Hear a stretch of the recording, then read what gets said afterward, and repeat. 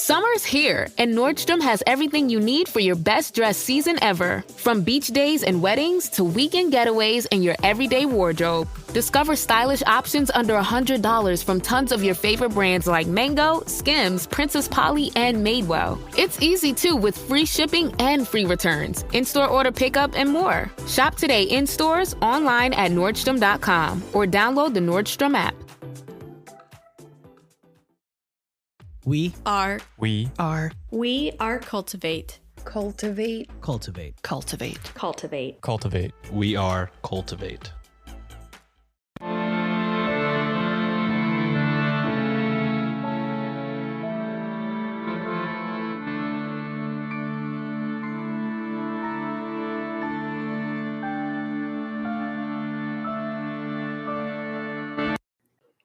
Hello and welcome to Ye Olde Crime, where we discuss the funny, strange, and obscure crimes of yesteryear. I'm your host, Lindsay Valenti, and with me is my sister and co-host, Maddie Stengel. Hello. Hello there. I am realizing I have a little bit of like the smelly cat voice thing going on right now. So, kind of phlegmy. Sorry about it. Gravelly voice. Yeah, I don't know. It's the random change in temperature and pressure and rainy. Yeah. We got nothing in the corrections cubby. Yay! And for the kudos closet, I will just note again that we do have Pride merch up. Nice. We can do sales at our Dashery store, and I did do one. It's going to be done by the time this episode comes out, but nice. I'll do another one. So keep an eye out. I'll share the link to our, you can still go on our TeePublic if you want, or you can go on Dashery. Know that if you go on Dashery, you are supporting us more because we get to have a bigger cut of the profits. So if you choose, maybe go with Dashery. But that's just me. Are you ready for a new story? Yes. Alrighty. Today, we are going to be discussing the Dedham Tragedy. Oh no, it's a tragedy. It's a tragedy. Oh no. Information was pulled from the following sources. A 2021 Old Parish Preservation Volunteers post by Patricia Fanning. 2017 Murder by Gaslight blog post by Robert Wilhelm. 1865 Bangor Daily Whig and Courier article. 1865 The Baltimore Sun article. 1865 The Enterprise and Vermonter article. 1865 New York Daily Herald article. 1865 The Sun article. 1865 Washington Chronicle article. 3 Find a Grave listings, and the Norwood Historical Society. I love the the different kind of sources. Mm-hmm. Like it already paints such an interesting picture from just the sources alone. You'll never guess what year it happened in. You know, it's kind of hard to pinpoint, but yep. I think eventually we might figure it out. At some point, it'll be hopefully revealed. by the end, you know? Yes. Yep. Thank you to Carrie Ann for her research assistance with this episode, and links to all of these articles will be included in the show notes. If you love the show, the best way to support us is to leave a 5-star rating and review on Apple Podcasts, Podchaser, Good Pods, CastBox, Podcast Addict, and or Audible. Links to all of these are in our show notes, or if you're already listening on one of these platforms, you know what to do. Oh, and while you're at it, shoot us a question you'd like to hear us answer on the pod. We'll give you a special shout out and address your burning questions all at the same time. The weirder, the better. Submit them via link in our show notes or shoot them to us in our DMs. Our story today takes place in the small town of Dedham, Massachusetts, which spans an area of approximately 10.6 square miles or 27.6 square kilometers. Interesting. I think that's the first time that we've been that exact. Yeah, I looked it up and I was like, town. oh, this is a small little town. It's just a little square. Yep. Okay. Settled in 1635 by English colonists, It was incorporated in 1636 and soon became the home of the first public school in America, established in 1643. That's so cool. Mm-hmm. If you thought that was cool, wait until this fun fact. Fun fact. It is also home to the Fairbanks House, which remains the oldest surviving timber frame house in the United States, having been built in 1637. That's insane. Mm-hmm. Especially where it is, too. Yeah. Like, that place gets weather. I want to go to there. I want to, like, behold with mine own eyes how haunted this place must be. No, it's probably being held together by ghosts. Like, the amount of ghosts are the load-bearing entities that are holding each piece of timber together. It's just a bunch of them going like, this sucks. Like, I've got to stand here for all eternity. My arms hurt. Ghosts and spite. Just ghosts out of spite. Like, this remains. Like, anytime somebody dies around the house, they're like, come over here. And they're like, oh, man. You got to shift. I suppose Massachusetts would have enough ghosts. It would. Larry, we're load-bearing. Just take shifts. Holding it together. In 1865, the year this tale is set, Dedham had a population of 7,198 people. That's a lot of people for a tiny town. Mm-hmm. It was also home to the Marstons. Dr. Carlos Marston was described as, quote, a good-sized and well-formed man. His features were well-defined, his complexion fair, and his countenance calm and expressive of an active, intelligent mind, which he is said to have possessed, end quote. I can't decide if that's a good description or not. Well, another paper noted him as a, quote, heavy, dark-complexioned man with dark hair and beard, end quote. Really, just the wide range of journalism. You know, you get the full spectrum. Yep. This dude with a beard showed up. Or this really fair complexioned man with no facial hair. Yeah, just super intelligent. You could just sense his intelligence, you know. Mm-hmm. Yeah. He had a beard. He had a beard and dark hair. His parents were Edwin and Ava May McCulley Marston, and Carlos was a native of Sutton, New Hampshire. Interesting. As a young man, he was a devoted Christian and started his adult life as a Universalist clergyman. Oh, that's a religion you don't hear of anymore. I know. It's been a while. We've heard it a couple of times. What's it compared to? I haven't looked it up. Isn't Universalist, aren't they kind of like Quakers? No. Wait. According to Google and their AI response, the Universalist Church, or more specifically, the Universalist Church of America, was a Christian denomination that believed in universal salvation, meaning that all people would eventually be saved. Oh, I like that. Yeah. The core tenet of universalism is the belief that everyone will eventually be saved, regardless of their actions or beliefs in this life. Why did that die? That sounds nice. Did it get real culty? Did it get a little too woo-woo? In the 1960s, it kind of merged with Unitarianism.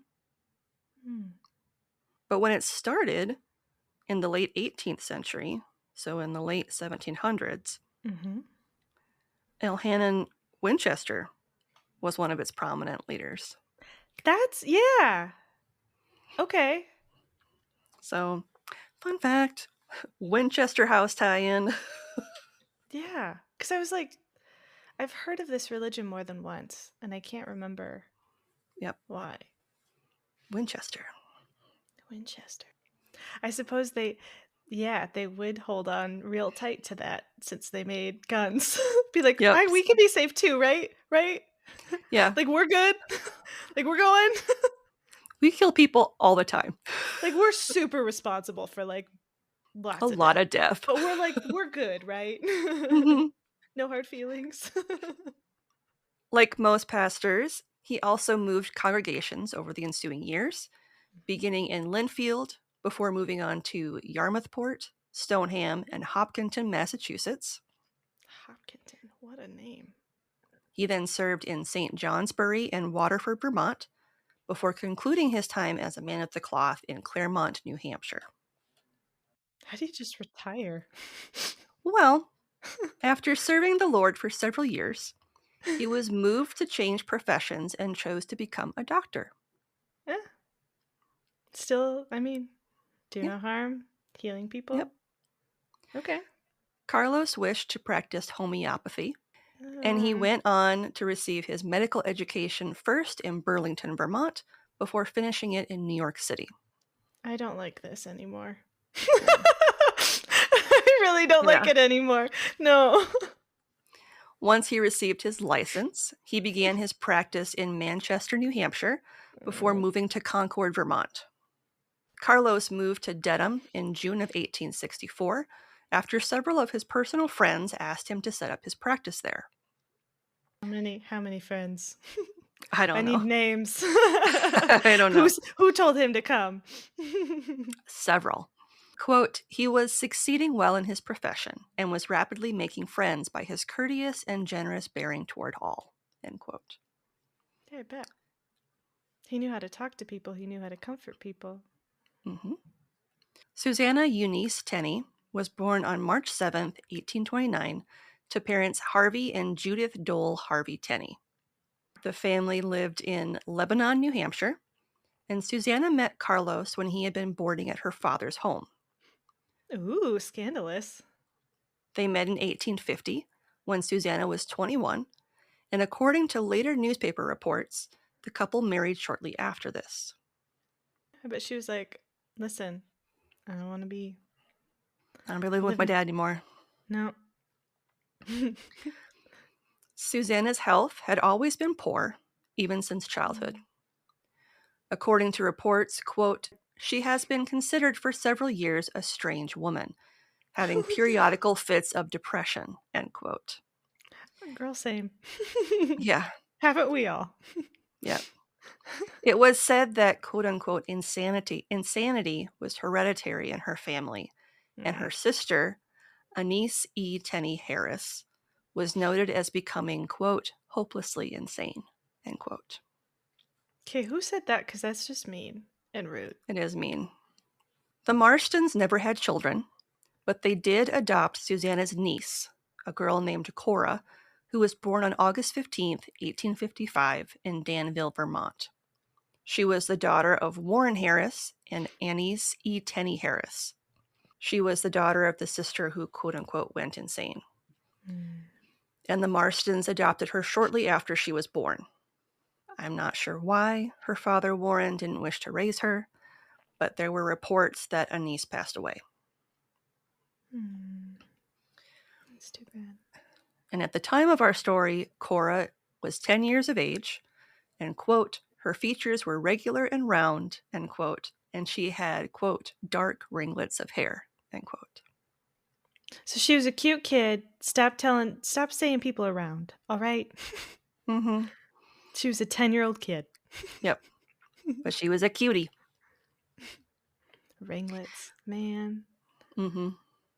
In the fall of 1865, the Marstons occupied the upper story of what had been, quote, formerly known as Hartshorn's Tavern, on the Providence Turnpike, 4 miles south of Dedham Courthouse, at a small town or parish known as South Dedham. This house had been used for many years, prior to last spring, as a hotel, and is well known to persons whose travels have brought them in the vicinity, end quote. Okay. As noted in the Washington Chronicle, quote, the house in which they lived was a large, old-fashioned wooden building situated on Center Street in the South Village, and has long been known as Hartshorn's Tavern. It was kept as a public house until April last, when Mr. Hartshorn, the owner, went to Pennsylvania, leaving his family here. Oh. Yep. So he did the classic trope, went to go get some milk and never came back. Mm-hmm. Cute. And just like left his whole business and everything. Mm-hmm. Yeah. Wow. Yep.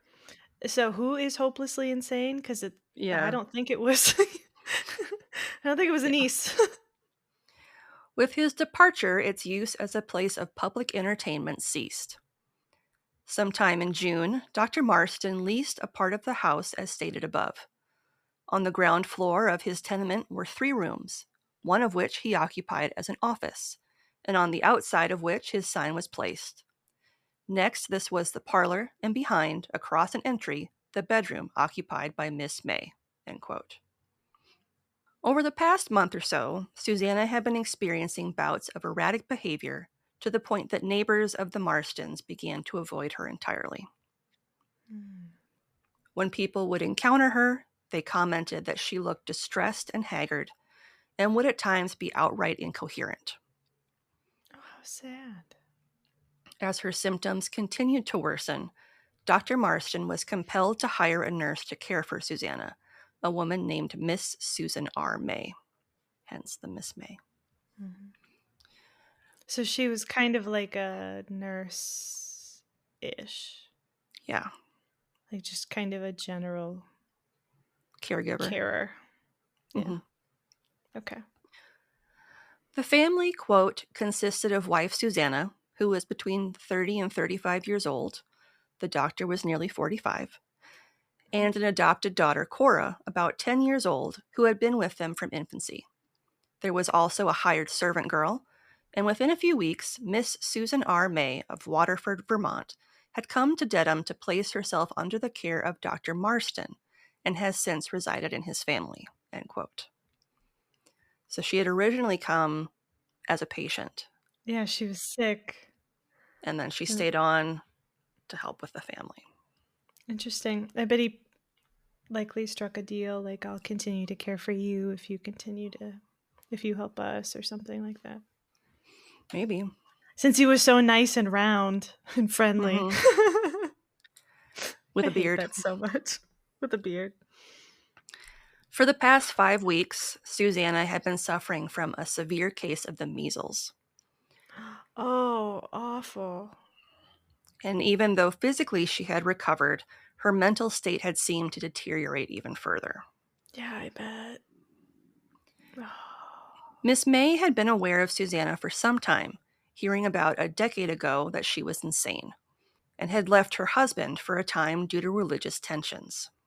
Susanna had converted to spiritualism, which Dr. Marston wanted nothing to do with. I bet he hated that. It was around this time that Susanna left to spend time with her sisters before eventually returning to her husband.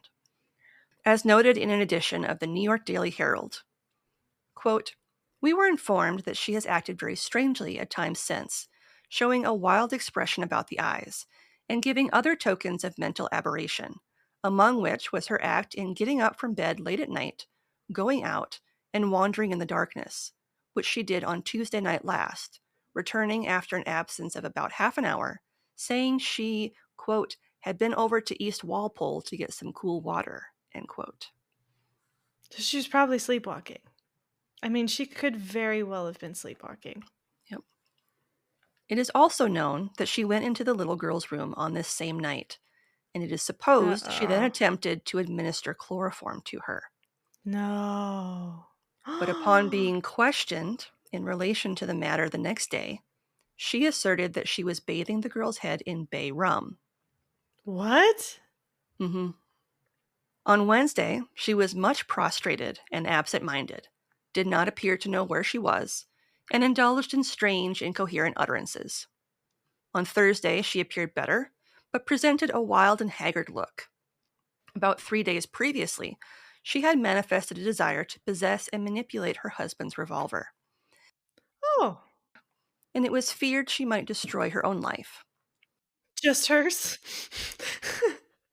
Hence, the doctor placed the weapon in his trunk, having first drawn the charges, and locked it, putting and keeping the key in his pocket, end quote. Okay, I have to ask before we get too far. The hair with the rum, there's no real reason, right? There's just like no weird beauty thing that I missed, or rum soaking hair. Because I feel like that would Apparently, there is a bay rum hair tonic. Okay. Bay rum is known for its ability to stimulate the scalp and promote hair growth. Interesting. Okay. But I just wanted to learn more about it. I was like, it seems like she wouldn't harm the girl, like on purpose, but that seems really weird. And if it's what I think from that, it sounds like she did like this weird tea tree type tingling scalp thing to this poor girl while she was sleeping. And that would be really weird and unsettling. Yeah. But I don't think that they would smell the same. No. Hey, does this hair tonic smell like chloroform? Bunk. Oh, man. Okay. Interesting. Okay. Thank you for that, because I didn't know what that was. And I was like, there has to be a reason that she wouldn't just dunk her hair in alcohol. Yeah. Yeah. And fun fact, according to newspaper reports, quote, this revolver was of novel pattern, silver mounted, small size, with sliding chambers, and was used with patent cartridges, end quote. So it's a fancy gun. Yeah. I was like, okay, so it's a pretty gun. Got it. On the evening of August 31st, Dr. Marston's good friend and former schoolmate, Reverend George Hill of the Universalist Church, came to visit him. That evening, the men discussed Susanna's condition, with Dr. Marston explaining that his wife had become hopelessly insane, leading him to the decision to have her committed to an insane asylum. That's not good. Don't say any of that out loud in your house. Mm-mm. And probably don't do it. I don't know. This isn't going to end well. Yeah. This same evening, Susanna went to the first floor room of Miss May to discuss a disturbance that a cat below the stairs was creating. She said something along the lines of, quote, killing him before morning, end quote. Killing the cat. The cat.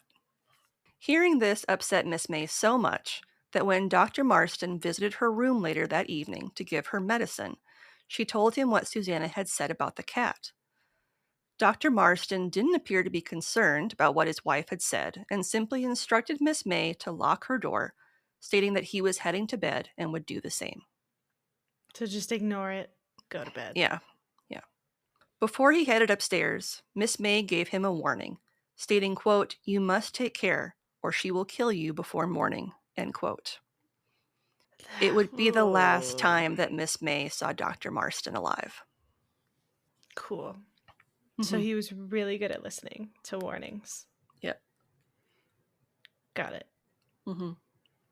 About 2 a.m., Miss May was awakened by the sound of what appeared to be scuffling coming from upstairs, followed by the sound of something falling. Not long after this, the sound of a pistol being fired was heard, as well as a groan, causing her to immediately rise and run to the foot of the stairs in the front entrance. Understandably terrified to go upstairs, she called out 2 or 3 times loudly for the doctor, but received no response. Instead, she was greeted with the dark silhouette of Susanna, who called down in a firm, calm voice, quote, be still, go to your room, or I'll blow your brains out, end quote. Okay.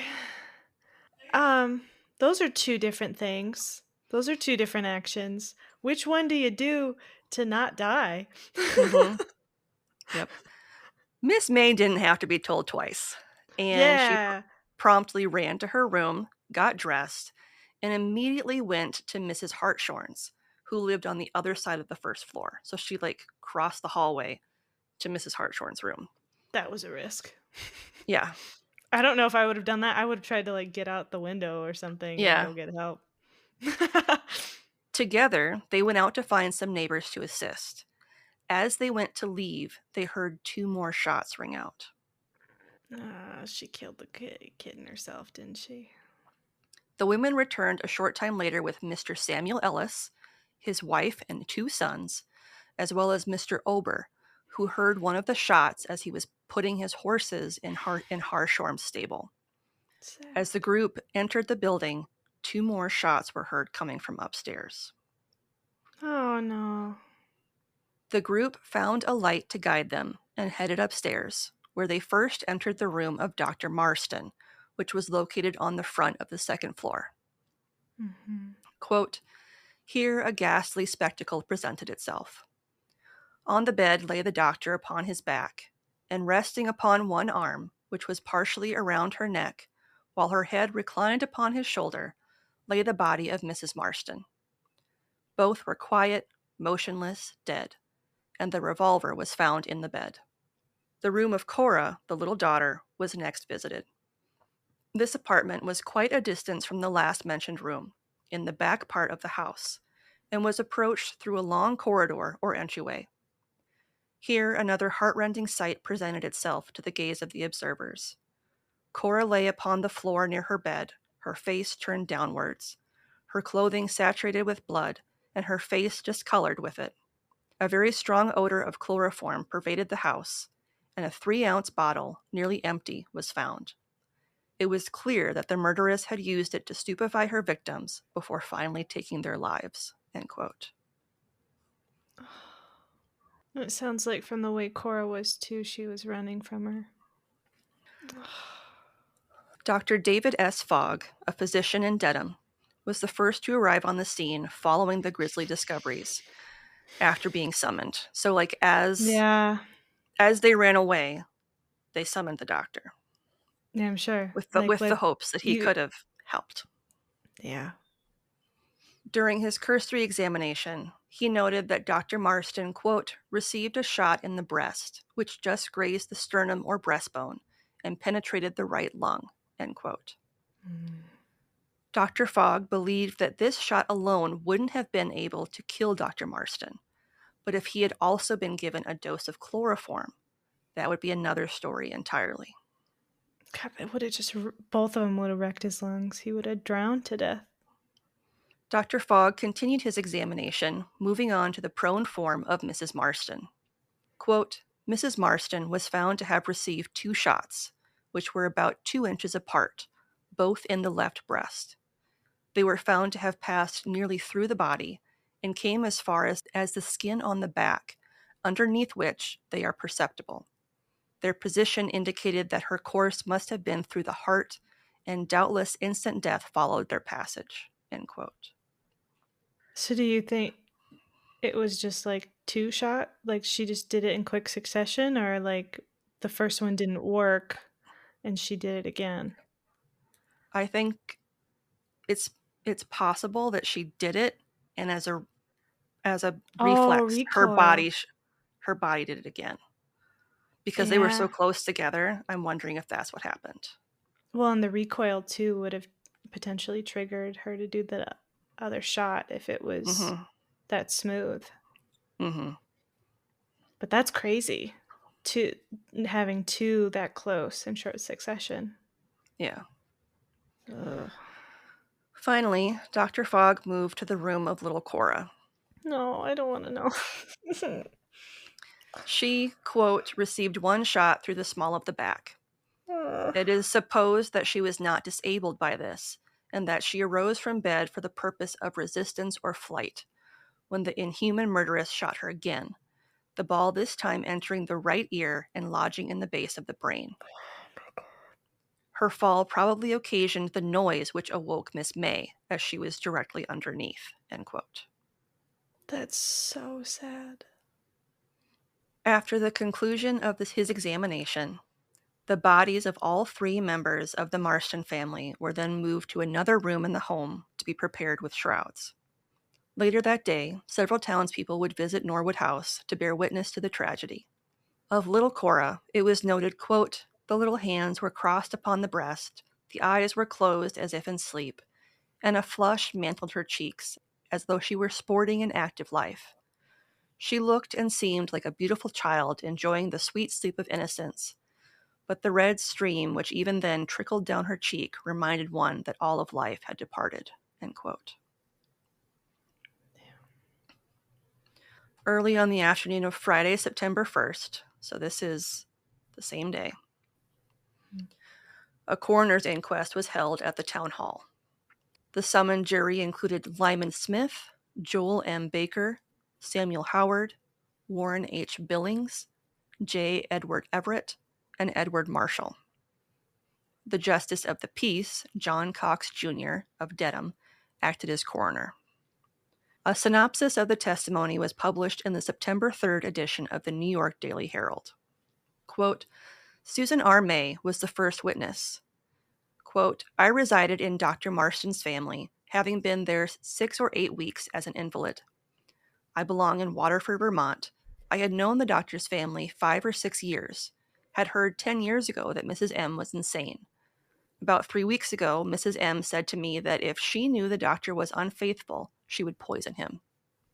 Last Tuesday night, she got up and went out of doors twice and seemed much excited. I thought at the time she was insane. She said she came back to see Cora. She looked unnatural and her eyes were much swollen. That same night, she went to Cora's room and held a cloth to her face, telling Cora she must keep her eyes shut or it would make them sore. She explained by saying she did it so that Cora would rest better. Cora told this to the whole family. Mrs. M told the doctor that it was bay rum which she used. The doctor afterwards told me he feared her mind was not in so good a state as it was before she had the measles. I think the doctor kept his pistol locked in his trunk for fear she would do violence to herself or some other person. The doctor came to my room last night, and I told him he had better watch his wife, or she would kill him before morning. He said he guessed he would lock his door. End quote. Dr. David S. Fogg testified to being at the house at 3:30 in the morning and finding the bodies dead. He said the doctor's death was caused by a shot through the right lung and that such a wound would not necessarily cause instant death. Thought the doctor must have inhaled chloroform, that there were 2 wounds in Mrs. M's chest between the 4th and 6th ribs, that her hands were blackened with powder smoke, that he found a 5-shooter under the bed quilt near Mrs. M's knees. End quote. Reverend George Hill, Albert G. Ober, Sumner Ellis, James Courtney, and Mrs. Martha Harshorn also gave testimony that backed up what Miss May had previously shared before the jury. Yeah, I bet they had to have that many people. If she's the only person that survived in that house, she had to have a lot of proof that she wasn't involved. That would have been so scary for her. Could you imagine? Yeah. Of like, you narrowly missed it. You're not even able to mourn the loss of everybody. And now you have to prove your innocence. Like, that's a hard time. So the Reverend was Dr. Marston's best friend who saw him the night before. I mean, at least he got to see him one more time. Albert Ober was the man who had heard one of the shots while he was putting the horses in the stable. Yep. The neighbor. Sumner Ellis was the neighbor who came over. I don't know who James Courtney is, but then Martha Harshorn was the woman that she got out of the house, who lived across the hall. After hearing all of the witness testimony, as well as the testimony of others who had borne witness to the tragedy, the panel agreed upon and shared the following verdict. Quote, that said Carlos Marston came to his death about 2 o'clock on the morning of the 1st, from the effects of a pistol shot fired from the hands of his wife, Susanna Marston. That the said Cora Marston came to her death on the date in a few minutes after the hour mentioned above, from the effects of 2 pistol shots fired from the hands of Susanna Marston aforesaid, and that the said Susanna Marston came to her death within a few minutes of the death of said Cora, in consequence of 2 pistol shot wounds inflicted by her own hands. And the jury further find that the said Susanna Marston was, at the time of her death, and had been for several days immediately preceding, in a dangerous state of insanity. End quote. The Marstons had no relatives or real friends in Dedham, but Dr. Marston did have a brother who lived in Danvers, Massachusetts. After being notified of the tragedy, he took charge of the funeral arrangements. All 3 of the Marstons were interred in the Old Parish Cemetery in Norwood, Massachusetts. At the time of the murder-suicide, the small family had only been living in South Dedham for around 3 months. Wow. Additionally, Dr. Marston was 40, Susanna was 36, and young Cora was 10 at the time of their deaths. That's so awful. And that is the Dedham tragedy. Those ones are always really hard.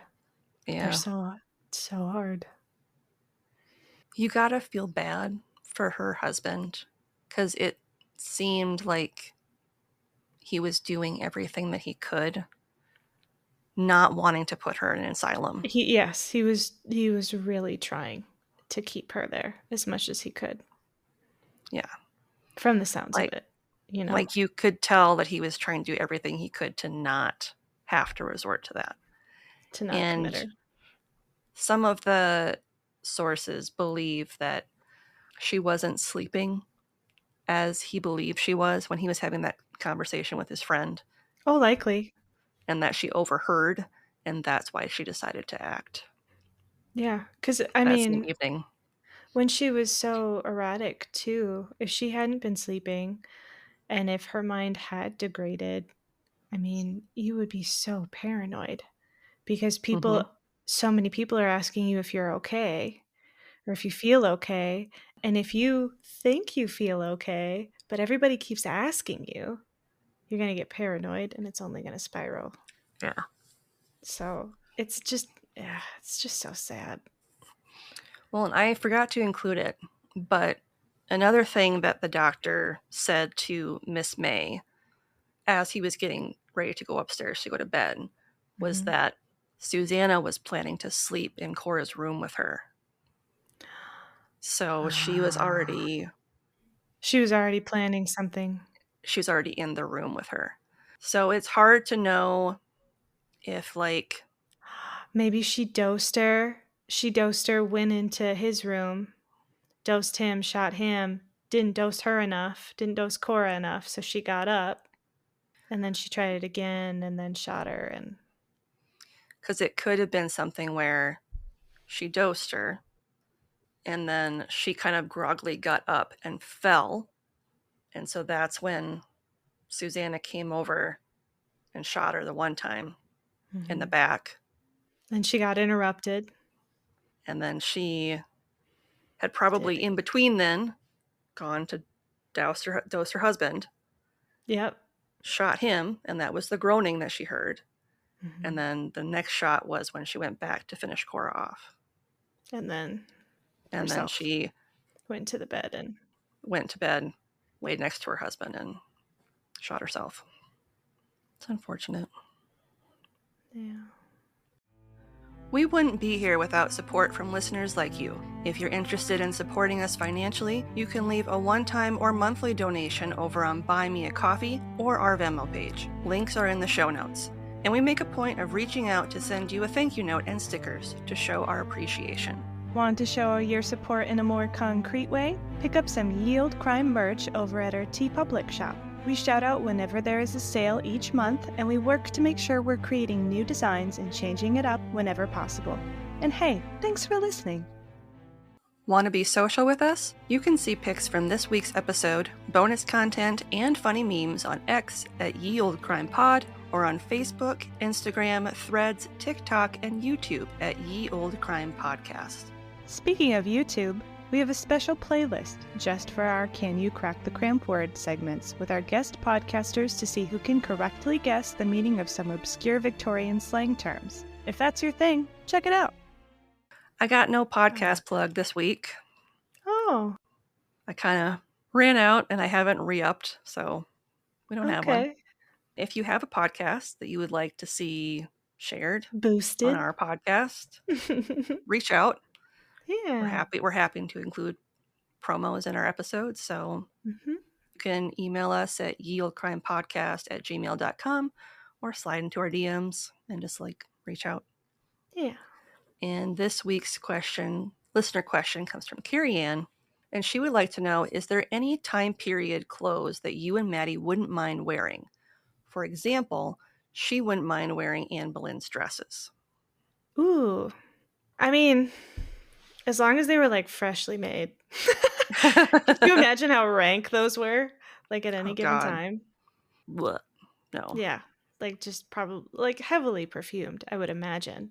But like, what time period? Do you have an answer? I do. And I hope this doesn't come across as cultural appropriation, but I really would love to try on one of the 12 layered kimonos that they had in like the Heian period, because they just look so pretty. And they're Yeah. so like elaborate, and like each gown has a different like pattern to it. And it's just like this beautiful, elaborate, not really costume, but presentation. And I think that would be really cool. And they always looked really soft and pleasant too. Like silk and things like that. Yeah. I'm trying to think. I think the biggest issue I have with a lot of that stuff is just how heavy everything was. You know, like I don't know if I want to wear something with whalebone actually in it. Yeah. You know, actual boning. I don't know. I think maybe something like kind of the lighter Grecian stuff potentially. You know, it always looked kind of breathable, Kind of movable. flowy. Yeah. Like the draping was always kind of simple but pretty. Yeah, I can see that. Yeah. Because granted, if I were to live back then, you would definitely want to get like the layer upon layer upon layer just to keep warm from, you know, not having heating and fires, like that kind of thing. But I think texture wise and on my skin, the Athens, Grecian wear. Got it. Yeah, that's a good one. Yeah. On that note, what is something good you'd like to share? Something good. It's funny, we spent like the whole first 10 minutes of talking about like how crazy everything is. Yeah. I think we're finally getting to a point where my body is getting better, if that makes sense. So Okay. I've had some issues where I've had some pain with my leg and like it gives out randomly and some issues with my stomach and stuff. And I had a really good couple of appointments and I think we're on a good path to like fixing that and for me to be stronger again, because I haven't been able to eat a lot, which means you don't have a lot of energy, so you're tired all the time. And so I think I'm finally at a point where I'm able to like really nourish my body again and like get my strength back, because we got it's like a cheapy version of like the reformer Pilates machine. Sure. Yep. You know, and it has some resistance weight. It's not a lot, but I can do it. So just like, I don't know, my good thing is just being able to exercise again, because I haven't been able to in a while without like really hurting myself, where like my leg would just give out while I was walking to the kitchen. So yeah, I think that's a good thing, is I think we're finally figuring, well, we don't know what's wrong, we're figuring out how to make it better. There you go. How about you? Today, so the day that we are recording this is the 5-year anniversary of Kona's Gotcha Day. Oh, happy Gotcha Day, Kona. So yeah, we adopted Kona on June 9th, 2020. That's when she became a member of our family. She was 6 months at the time that we got her. So it's crazy to think that 5 years has already gone by. I remember that first meeting. She was all growls and posturing. So cute. Yep. And she saw Willie, because Willie was young too. He was 3 at the time. And she was so grumbly, like the cutest way. She wanted nothing to do with anybody. She's like, I'm going to kill everybody. I'm going to kill you first, and then I'm going to kill you next. And now when you see her, she's like, oh my God, hi. Welcome to my house. These are my toys. This is my belly. Yeah, she's a good girl. She's still reactive. I think she's always going to be that way. She's got kind of her breed. She's too. part terrier. That's just their thing. That's well, and she's a protector dog too. Yeah. And she's just never not gonna be that way. She's a good girl. She's the best. But yeah. Well, happy gotcha day, Kona. That's so cute. Yeah, I'm going to have to give her big cuddles when we're done. All right, shall we? Let's do it. We love to hear from you, and there's a couple of ways you can reach out to us. You can email us at yeoldecrimepodcast@gmail.com, where you can send us story ideas, share any spooky stories you may have, fun gifts, or even just to say hello. You can also reach out to us via snail mail. Remember mail? Our mailing address is Ye Olde Crime Podcast, P.O. Box 341, Wyoming, Minnesota 55092. Fun fact, we like to send out thank you cards with fun stickers you can't get at our shop, so it's worth the cost of a stamp.